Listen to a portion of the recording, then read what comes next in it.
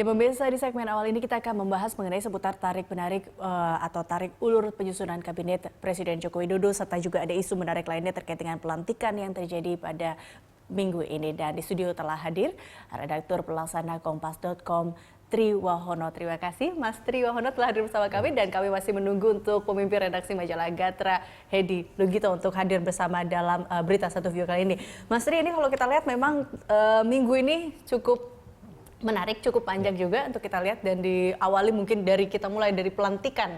Pelantikan yang begitu euforia masyarakat kita lihat begitu berbeda. Nah, namun di balik pelantikan ini sebelumnya pun juga ada beberapa, kalau kita tadi omongin sebelumnya adalah ada puzzle-puzzle di belakangnya itu. Pertemuan antara Jokowi dan juga Prabowo Subianto. Nah, ini Anda melihatnya seperti apa sebenarnya, Mas?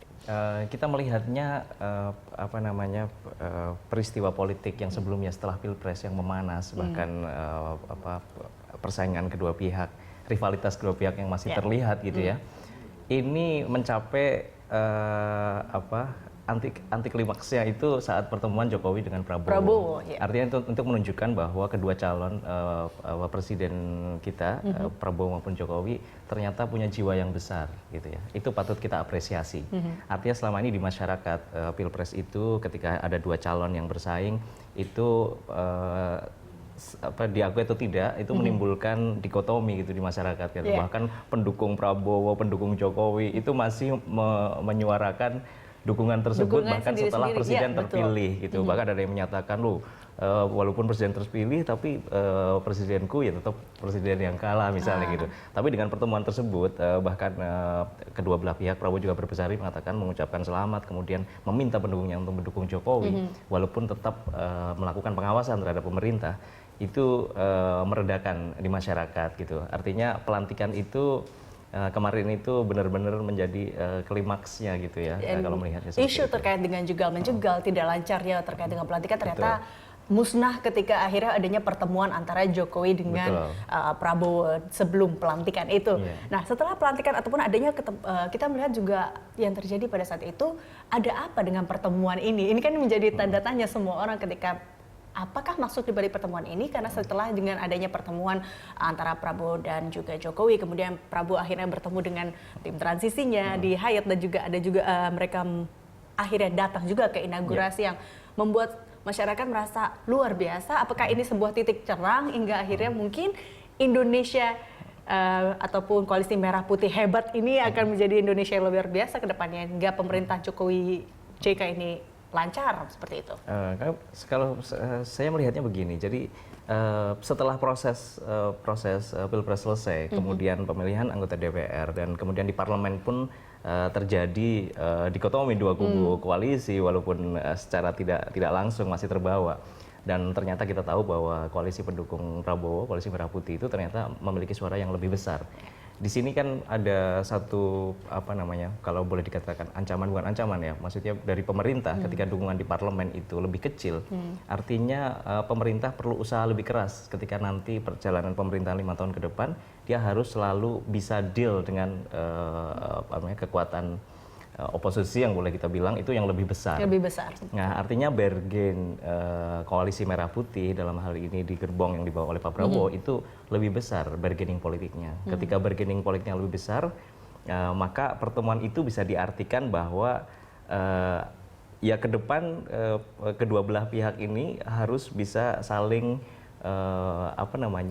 saling bekerja sama gitu. Apa jangan-jangan bargaining ini nggak akhirnya yang menunda kabinet Jokowi JK masih tarik ulur?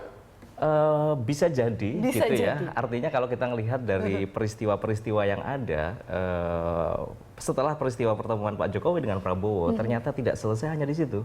Artinya diikuti juga pertemuan Prabowo datang ke pelantikan, kemudian bahkan di hari kedua kalau tidak salah bertemu ke Istana Wapres dengan Pak Yusuf Kalla, Prabowo, dan masih ada dilanjutkan Prabowo bertemu dengan anggota tim transisi, ketua tim transisi Rini Suwandi dan Luhut Panjaitan di Hotel Grand Hyatt. Artinya komunikasi politik antara Pak Prabowo dengan Pak Jokowi JK itu sekarang masih intens terus berlanjut. Oke, baik. Kita tunggu. Kita balik lagi sebelum kita ketarik ulur terkait dengan kabinet Jokowi JK ini. Nah, ini kabarnya kalau kita melihat terkait dengan pelantikan yang terjadi pada saat itu, kita melihat euforia masyarakat begitu besar. Nah, istana dibuka untuk masyarakat. Ini Anda melihatnya seperti apa? Dan ini adalah momen yang begitu langka di Indonesia sendiri. Ya, selama ini kan Pak Jokowi itu selalu mencitrakan dirinya dekat dengan masyarakat. Itu terlihat bahkan sejak pelantikan gitu ya, begitu dengan kirap budaya, itu pawai budaya dan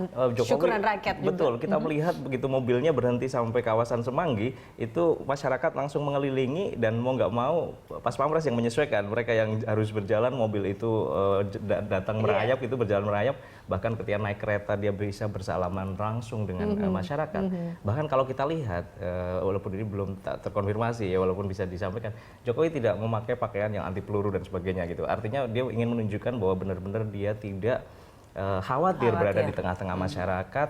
Tentu saja dengan pengamanan yang sudah disesuaikan. Meminta Pas Pampres tetap mengamankan. Tapi artinya Jokowi itu mencitrakan bahwa dia dekat dengan masyarakat dan dia bisa dijangkau langsung oleh masyarakat. Termasuk ketika masyarakat diminta masuk ke halaman istana, bahkan dia mendekati masyarakat dari balik pagar, itu bagian dari cara dia mencitrakan dirinya sebagai presiden. Kembali lagi ke image ataupun citra yang ingin dibangun oleh Jokowi seperti itu. Nah, ini kalau kita lihat memang adanya syukur rakyat sama seperti pada saat kampanye di awal dia melakukan dengan salam dua jari pada saat itu. Nah, ini partisipasi rakyat begitu besar dengan harapan apa? Adanya secerca baru atau seperti apa sih yang diharapkan? Tentu saja kami melihat melihat dari kegiatan pawai rakyat, kemudian konser rakyat, itu yang banyak terlibat. Kalau tidak salah ada puluhan event organisasi yang terlibat.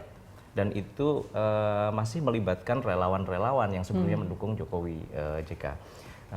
Saya melihatnya ini bahwa penggiat ekonomi kreatif gitu ya, penggiat ekonomi kreatif yang ada di Indonesia itu punya harapan besar dengan presiden yang baru ini. Artinya Pak Jokowi JK memberi ruang yang besar kepada para pelaku ekonomi, industri kreatif untuk menunjukkan diri.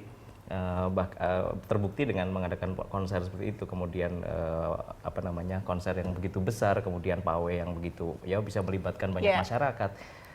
Saya kira ke depan perkembangan dunia kreatif di Indonesia itu bisa punya harapan besar untuk lebih melaju, lebih cepat lagi. Oke, baik Mas Tri, ini kalau kita lihat usai Pesta Pora, nampaknya Jokowi juga masih dengan utang terbit kabinet siapa saja yang ada di dalamnya. Kita akan membahas mengenai ini dan pemirsa Berita Satu View masih akan kembali sesaat lagi.